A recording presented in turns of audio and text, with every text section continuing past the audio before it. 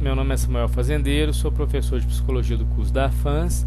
Esse vídeo ele se destina aos alunos do 5º e 7º períodos da disciplina Psicologia do Esporte. Hoje a gente vai estar trabalhando o nosso 8º texto da disciplina. É um texto que vai relacionar gênero, né, e psicologia do esporte. Esse texto é um texto muito bacana da Silvana Villodre Goelner, da Universidade do Rio Grande do Sul.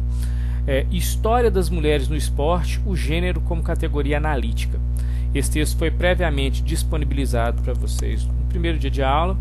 É um texto que está disponibilizado pela internet. Eu vou disponibilizar novamente hoje o link dele, juntamente com o link desse vídeo que vocês estão recebendo, e a atividade proposta que foi acordada com direção. Semanalmente vocês vão estar fazendo uma atividade, né, voltada para a melhoria do conhecimento e para apropriação de conhecimento também, tá bom? Bom, vamos lá então. Esse texto aqui, História das Mulheres no Esporte, o gênero como categoria analítica, ele vai pensar no gênero como uma categoria para classificar a adesão no esporte pelas mulheres e para referenciar isso também. Bem, o objeto de investigação, né, das mulheres do esporte, a historicidade disso, ele parte por opção individual, mas está permeado de significações, né? Tem um esforço investigativo, então, para a gente pensar nessas significações, né? É político também e vai atribuir sentido a essa escolha, né? Conquista de espaços e tantos outros movimentos. O esporte, então, ele vai refletir, de certa forma, algumas escolhas, e ele vai estar marcado aí por vieses políticos e estéticos também dessas mulheres. O que é bem bacana é que esse tipo de escolha, né, por um determinado esporte nunca vai ser uma escolha neutra, nunca vai ser uma escolha que não vai ser histórica, e muito menos ela vai ser uma escolha universal. Essa escolha ela vai estar permeada por questões sociais, e é disso que a gente vai falar um pouquinho nesse texto da Silvana Goelner, que é muito legal, né? A história ela é datada, né? Ela tem uma data, ela tem uma temporalidade, isso é uma marca registrada, né? Como qualquer outro campo de conhecimento também. Então ela está ancorada no tempo. Então esse tempo ele está mediado por interesses pessoais, ele está mediado por interesses políticos, sociais, econômicos, culturais e étnicos também. Ou seja, para descrever ele como ele é, a gente vai ter que levar em consideração também a historicidade dele. Isso é muito importante, e eu vou chamar a atenção disso mais para o meio do texto também. Mas aí já vão ficar bem atento a essa questão. Bem, é possível afirmar então que esse trabalho historiográfico ele vai se aproximar o máximo possível, né, do que aconteceu, né? Ele vai a gente tentar analisar, por exemplo, a sociedade da década de 20. Hoje a gente tem uma influência contemporânea na nossa análise. A gente vai tentar, é claro, transportar isso para aquele período histórico, para aquele período político, para aquele período estético, porém a gente jamais vai perder a noção de que existe uma influência no nosso pensamento contemporâneo, e a gente está partindo de algo que a gente viveu também. Então não necessariamente, isso aqui é uma coisa que eu achei fantástica nesse texto, extremamente interessante a gente pensar, é que não necessariamente a gente vai estar falando de verdade, mas de verossimilhança. Esse ponto é um ponto fundamental para a gente entender os trabalhos, né, históricos, né, a gente pensar na verossimilhança, aquilo que é verossímil, aquilo que mais se aproxima daquela realidade, né, daquela verdade. Mas a verdade propriamente dita é algo que é complicado a gente falar em termos históricos depois do período, e com uma análise já, de certa forma, contaminada por outros interesses, por outros viés políticos, sociais, temporais, né? Hoje em dia é muito fácil para a gente falar, por exemplo, que na década de 20 era uma década que determinada pessoa, determinado autor era preconceituoso, né, e tantos outros adjetivos que a gente pode colocar hoje. Naquele período, socialmente, o pensamento ele era voltado, para esse tipo de... Às vezes a gente pensar hoje nesse autor como preconceituoso, na época talvez ele fosse inclusive assim, quase que um libertino naquele processo. A gente tem que tentar transformar isso, né, para o período analisado, e isso que a gente vai entender como verossimilhança. Então é muito importante a gente não perder nunca o período histórico, esse discurso histórico em relação ao que se quer analisar. Bem, dando sequência aqui nesse texto, que eu separei algumas partes importantes para a gente discutir hoje, né? Os corpos femininos, né, e a questão estética deles dentro do esporte, eles já vão falar muito da gente, né? Eles vão sempre estar marcados. O nosso corpo hoje, ele é marcado também pela nossa identidade, né? Seja quando a gente faz uma tatuagem, coloca um piercing, quando a gente escolhe em ter um corpo atleticamente bem desenvolvido, com a musculatura mais aparente, ou se a gente escolhe outros tipos de representações corporais. Aí nem estou falando da nossa roupa, dos nossos acessórios, estou falando realmente da mecânica corporal em si, né? Como que ela já marca, ela já diz muito sobre os nossos hábitos, não é verdade? Isso então é algo que a Silvana ela foi extremamente feliz em colocar no texto dela, que é algo bem interessante de ser analisado. E a partir dessas gestualizações a gente também tem representações de saúde, beleza, performance, sexualidade, e tudo isso são construções históricas que em diferentes tempos e culturas eles são associados a homens e mulheres. Vou chegar num ponto aqui interessante. Por exemplo, normalmente, antigamente principalmente, as lutas eram muito associadas aos homens, né? E, por exemplo, outros esportes como ginástica rítmica, ginástica artística, eram bem associados a mulheres. Então a gente tinha uma ideia de corpo no esporte masculino, corpo no esporte feminino. E aí quando você via uma mulher, por exemplo, lutadora ou halterofilista, você falava, nossa, que corpo masculinizado. Na verdade é uma construção, né, que faz a gente pensar nesse corpo masculinizado. É um corpo atlético dependendo de tal área do esporte. Se essa área ela é reconhecida como uma área masculina, a gente tende a acreditar que aquele corpo ele é masculinizado. Mas na verdade o nosso parâmetro está muito mais para um senso estético que a gente adquiriu a partir aí de construções históricas do que necessariamente ser masculino ou feminino aquele corpo, né? Na verdade, quando a gente para raciocinar isso, é até meio ilógico você pensar num corpo masculino ou um corpo masculino. A gente pensa num corpo, né? Agora a questão do gênero, né? A questão representativa disso como masculino ou feminino é histórica. Não tem como a gente pensar, não, mas o corpo de fulana que está fazendo musculação está ficando um corpo muito masculinizado. Não, cara, está um corpo de uma pessoa que pratica halterofilismo, né? A questão de masculinizar esse corpo está muito mais para um conceito estético nosso e histórico também. Então é legal quando a gente começa a perceber esse tipo de discurso, e a proposta desse texto é justamente falar sobre esse tipo de discurso, né? Então os corpos eles se fazem, na verdade, femininos ou masculinos na cultura, né? E as representações, né, que apesar de serem transitórias, elas vão marcar nossa pele, vão marcar nossos gestos, marcar nossa musculatura, nossa sensibilidade, nossa movimentação. Então esta ação muito bacana que ela vai falar, por exemplo, da questão de usar uma aliança de ouro, um véu, de fazer uma tatuagem para estar dentro de determinado grupo, para utilizar determinado tipo de roupa, para se sentir mais à vontade frente àquele grupo. Ou seja, tudo isso na verdade vai contribuir para que a gente possa ser tolerado ou rejeitado em outros grupos também.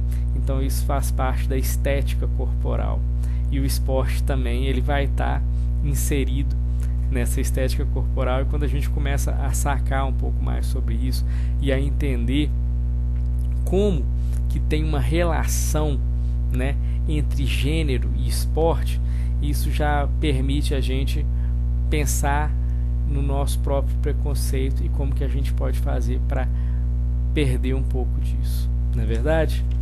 Bem, essas marcas, esses efeitos, eles vão produzir, né, a partir de diferentes práticas corporais, diferentes práticas esportivas, e a gente vai acabar, se a gente não pensa sobre isso, a gente atribui isso a um natural, né?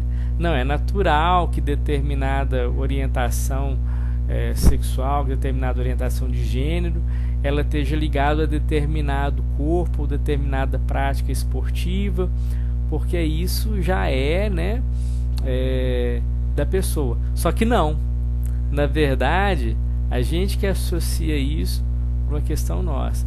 Então é muito bacana a gente pensar que não necessariamente o determinado esporte ele é masculino ou feminino.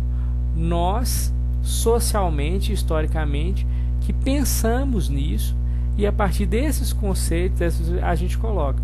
Antigamente, por exemplo, né, há 20 anos atrás, era super incomum você ver meninas, né, de idade pouco avançada, né, de menos de 5 anos, por exemplo, praticando judô.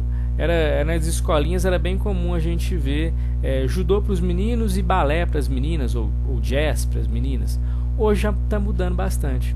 A gente já vê várias meninas, né, nessa pequena idade fazendo judô, com essa preferência. As pessoas elas estão muito mais tolerantes em relação a isso. Isso é muito interessante, é muito bacana, já marca uma mudança temporal, uma mudança cultural que é lenta, né? Tem pessoas que ainda falam assim, não, mas que absurdo, menina tão novinha fazendo esporte de homem, prática de rapaz, você é menina, você não pode fazer. Você vê muito isso ainda hoje, porém, bem menos do que, quer dizer, antigamente não cabia nenhum espaço desse tipo de discussão. Hoje em dia a gente vê, né, muitas mulheres em várias práticas esportivas interessantíssimas, inclusive aí, né, para quem gosta das lutas, né, a gente viu aí no UFC, né, na época a Ronda Rousey, né, por coincidência eu estava vendo isso outro dia, né, algumas reportagens. A reportagem mais acessada do Globo Esporte, né, era uma reportagem de lutas, e curiosamente não era luta entre homens, foi a luta quando a Ronda Rousey perdeu no UFC. Essa foi a reportagem mais acessada, né? A gente vê também essa mudança clara em relação às capas de revistas esportivas da década de 90 para hoje em dia. Na década de 90 eram extremamente sexualizadas essas capas, né? Aquela visão objetal da mulher, né? Aquela visão hipersexualizada em relação ao esporte, e como que isso era um padrão. Hoje a gente já vê uma mudança, né? até uma não aceitação desse tipo de comparação mais. Ainda bem que hoje em dia a gente consegue, né, ver que o esporte ele não está só ligado a uma sexualização. Então é muito bacana a gente ver a valorização das nossas atletas por elas serem atletas realmente, que é o que elas se propuseram a fazer ali naquele meio. Teve um incidente esse ano, aliás, 2 incidentes que há pouco tempo, há pouco mais de um mês, saiu isso nos jornais, né? Um mascote de um time mineiro aqui, ele fez uma dancinha lá com a jogadora, depois ele colocou a mão no rosto, como se ele estivesse exaltando a beleza daquela jogadora, mas foi algo extremamente ofensivo. E aí hoje a gente tem as redes sociais, né, e as redes sociais elas não perdoam. Então houve toda uma série de comentários criticando aquela postura, e ele veio a se retratar publicamente com a jogadora, e a jogadora aceitou o pedido de desculpas, mas falou que não se repita. E é muito bacana a gente ver como que esse movimento ele tem acontecido cada vez mais no esporte, tem acontecido cada vez mais na sociedade, e aí esse movimento ele tem ganhado espaço, e as pessoas elas começam a ter relações de equidade, relações de respeito maiores entre umas e as outras, e não relações baseadas no patriarcado, não é verdade? Isso foi muito bacana, foi um dos momentos. Outro momento também que foi absurdo, relatado há pouco mais de um mês também, foi um torcedor, né, na arquibancada, que ele pegou um telefone e começou a filmar a anatomia de outra torcedora. E aí as pessoas filmaram ele fazendo esse vídeo, né, filmando, né, no caso as nádegas da moça, e colocaram isso na internet. Ele foi duramente criticado. O próprio time se mobilizou e falou sobre esse episódio, que isso não é tolerável mais em estádio, que é uma prática que é horrível, que isso é muito... Então, assim, colocar isso às claras na sociedade é muito importante para poder realmente lutar contra, né, esse tipo de objetificação feminina no esporte. Ainda tem muito que ser feito, é óbvio, mas esses movimentos já mostram que a sociedade já está começando a se tocar e se preparar para esse tipo de prática agora, né, de equidade, uma prática, uma visão talvez mais feminista do que devem ser as relações sociais. Eu particularmente fico muito feliz e muito satisfeito quando eu vejo reportagens desse tipo, quando eu vejo que existe uma mudança de cultura, uma mudança mais respeitosa entre as pessoas, e esse texto ele fala muito sobre isso, o que é muito bacana também.